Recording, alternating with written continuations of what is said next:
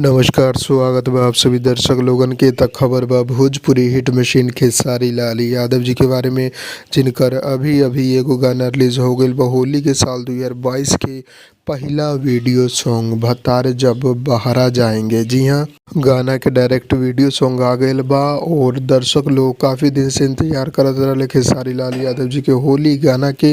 लेकिन आप सबके बता दी, जोन ई गाना बा ई पूरा तरीका से दर्शक लोगन के पसंद ना आयल बा। जी हाँ, जोन सबसे खास बात रहेला गाना के ऊ रहेला गाना के लिरिक्स, यानी कि गाना के बोल का बा।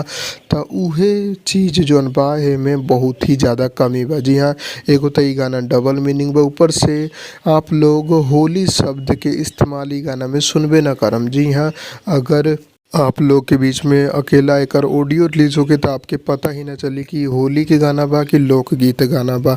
बाकी अगर बात करें वीडियो के, तो वीडियो बहुत ही कमाल के हाई लेवल शूट कईल गईल बा।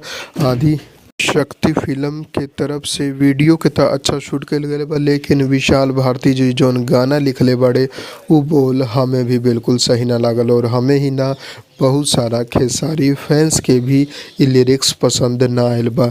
बाकी आप लोग कमेंट में बताएं कि आप लोगन के का कहना बा। बाकी जौन फैंस लोग बाड़े उ गाना के तब वो गाना पसंद आवे चाहे ना आवे, खूब शेयर करल बड़े, खूब फेसबुक, व्हाट्सअप, इंस्टा हर जगह पर एके शेयर करल बड़े। तो आप लोग भी अपन राय कमेंट में दे हम आप लोगन के गाना कैसा लागल। हम मिलम आप लोगन के अगला वीडियो में, तब तक खातिर जय हिंद, जय भोजपुरी, प्रणाम।